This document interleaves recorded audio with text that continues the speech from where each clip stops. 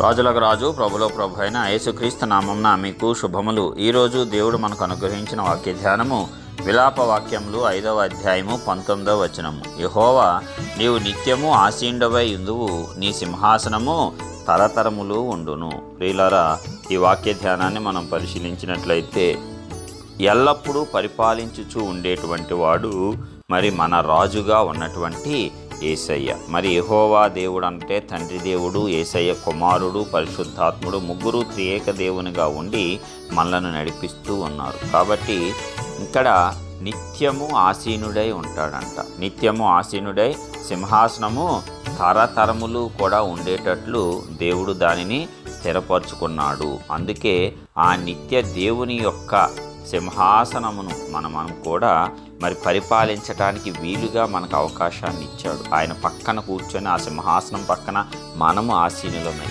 ఉచితముగా మనకు ఆ రక్షణ భాగ్యాన్ని అనుగ్రహించాడు. దేవుడు ఎలాగైతే యుగయుగములు జీవించి పరిపాలిస్తూ ఉంటాడో మనము కూడా అలాగే యుగయుగములు ఆయనతో పాటు జీవించి పరిపాలించుచూ ఉండేటువంటి భాగ్యాన్ని ఆ దేవాది దేవుడు మనకు అనుగ్రహించాడు. కాబట్టి ఆయనను నమ్ముకోవాలి, ఆయన కుమారుని యందు విశ్వాసం ఉంచాలి. రక్షణ, మారు మనస్సు నిమిత్తం బాప్తీసం పొందినప్పుడు మనకు ఇవన్నీ కూడా అనుగ్రహింపబడతాయి. వీటిని ఉచితంగా మనము పొందుకుంటాము. కాబట్టి ఈ రీతిగా మనము ముందుకు సాగిపోగలగటానికి దేవుని యొక్క కృప మనకు ఎల్లప్పుడూ కూడా తోడుగానే ఉంటుంది. ఆయన మనల్ని ఆహ్వానిస్తున్నాడు, మనల్ని రమ్మంటున్నాడు, నిత్యము నన్ను అనుసరించమని మన దేవుడు చెప్తున్నాడు. అయితే మనము ఆయన నుంచి దూరం అయిపోతే మనకు చాలా ఇబ్బందులు కలుగుతాయి. నిత్యమైనటువంటి ఆ యొక్క రక్షణను మనము కోల్పోతాము. కాబట్టి ఈ రీతిగా మనము ఆ రక్షణ కోల్పోకుండా ఆ దేవునిలో, ఆయన సన్నిధానంలో నిరంతరము కూడా ముందుకు సాగిపోగలిగేటట్లు మనల్ని మనము కొంచెం దేవునికి అప్పగించుకొని ఆయనకు సమీపంగా వెళ్తే సాతాను నుంచి మనము దూరపరచబడతాము. అందుకే నిత్యము ఆసీనుడై ఉన్న ఆ ప్రభువు పక్కన మనము కూడా నిత్యము ఆసీనులమై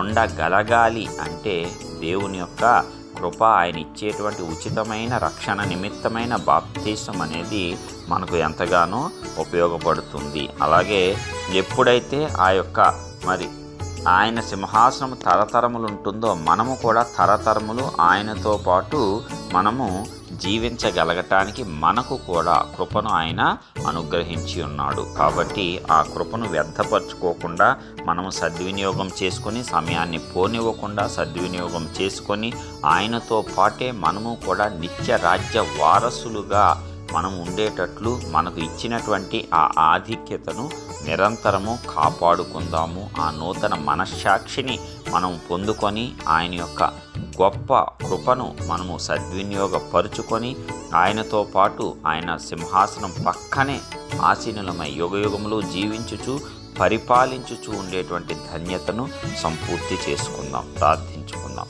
మహోన్నతుడైన గొప్ప దేవ, ప్రియ పరలోకపు తండ్రి, మీ ఘనమైన శ్రేష్టమైన నామానికి వందనాలు చెల్లిస్తున్నాం.